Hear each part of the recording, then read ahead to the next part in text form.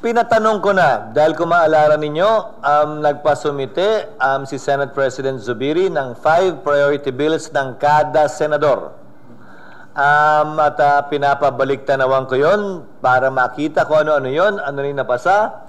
Tapos itatabi namin yan sa LEDAC, dun sa mga inapprove ng LEDAC na administrasyon na priority ng palasyo.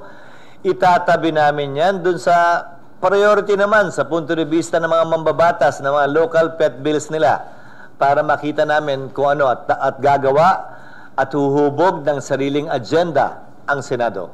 Sa totoo lang, hindi ako naging bahagi ng LEDAC kailanman. Hindi ako bahagi ng pulong na yon.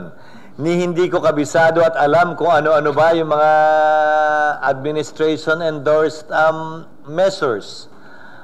So, ilang panahon malalaman ko at makikita ko yung chart na yun na pinagtatagpi-tagpi lahat yun. At mula doon, pipili ang Senado. Para sa akin, bigyan kita ng halimbawa, Archie.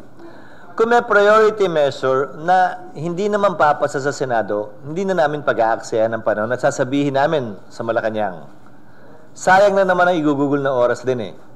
O kung may panukala sila na tatanggapin yung ilang pagbabagong gusto ng Senado, tatanggapin din ng Kamara yun, posibleng mabuo, day nang isusulong namin.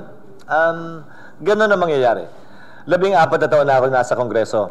Alam at kabisado ko na halos kung paano magpasa at hindi magpasa at kung anong mahihirapang ipasa at madaling ipasa na panukalang batas.